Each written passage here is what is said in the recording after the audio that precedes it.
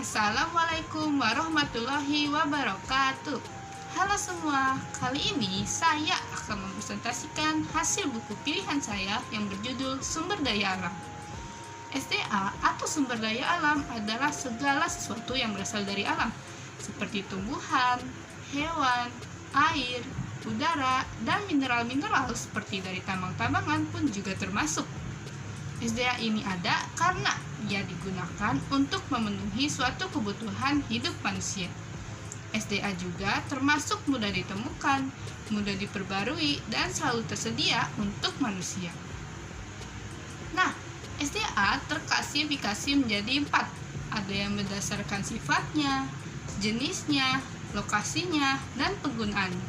Di sini saya hanya akan menjelaskan 2. Pertama, berdasarkan sifatnya, ia digolongkan menjadi 3. Yang pertama, SDA yang dapat diperbarui atau renewable resource.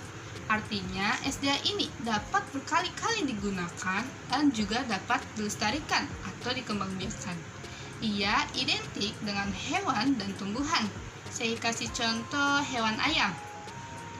Dari gambar siklus yang dapat teman-teman lihat, telur ini ada karena terjadi proses perkawinan antara ayam betina dan ayam jantan.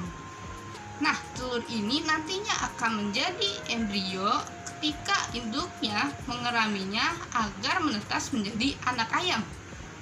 Lalu, anak ayam ini akan menjadi ayam dewasa dan akan bertelur. Siklus ini perlu terus secara-menerus dilakukan supaya ayam tetap ada. Yang kedua, ada SDA yang tidak dapat diperbarui atau unrenewable resource. Maksudnya, SDA ini dapat habis dan tidak bisa dilestarikan atau dikembangbiakan. Hal tersebut menjadikannya punya nilai yang tinggi atau mahal. Ia identik dengan bahan-bahan tambang, contohnya emas. Bila dikeruk secara terus-menerus, tentunya emas ini bakal habis. Untuk itulah kita harus menggunakannya dengan bijak. Ketiga, ada SDA yang tidak dapat habis atau non-renewable resource. Adalah SDA yang jumlahnya tidak terbatas dan tidak perlu dilestarikan. SDA ini bebas digunakan oleh semua orang dan gak perlu usaha berat seperti harus ngeluarin dana untuk menggunakannya. Contohnya itu kayak angin, udara, sinar matahari, air, dan masih banyak lagi. Terus, klasifikasi kedua yang akan saya bahas itu, berdasarkan jenisnya, ia digolongkan menjadi 2. Pertama, SDA hayati atau biotik. Adalah SDA yang berasal dari benda hidup, seperti tumbuhan dan hewan. Ia sama seperti SDA renewable resource. Contohnya itu sapi, ikan, kangkung, pohon singkong, dan masih banyak lagi. Yang kedua, ada SDA non-hayati atau abiotik. Adalah SDA yang berasal dari benda mati, seperti bahan-bahan tambang. Ia sama seperti SDA unrenewable resource. Contohnya itu batu bara, aspal, nikel, dan lain-lain. Sekarang kita masuk ke sumber daya alam yang ada di Indonesia. Menurut teman-teman nih, apa aja sih sumber daya alam yang kita punya ini?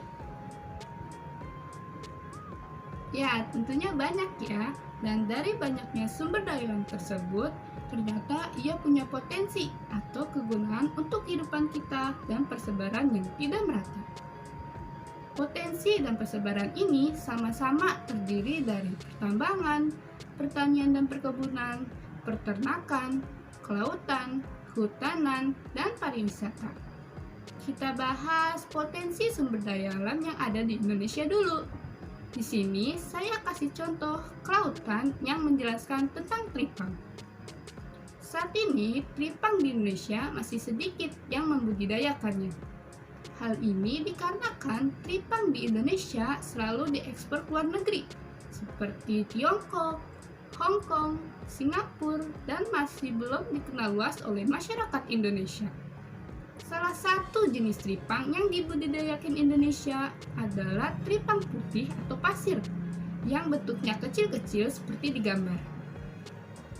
Ia dibudidayakan di Lombok dan biasanya tripang jenis ini dijadikan obat herbal atau biasa dikonsumsi oleh masyarakat. Setelah itu, kita masuk ke persebaran sumber daya alam yang ada di Indonesia. Saya hanya akan menjelaskan persebaran pertambangan.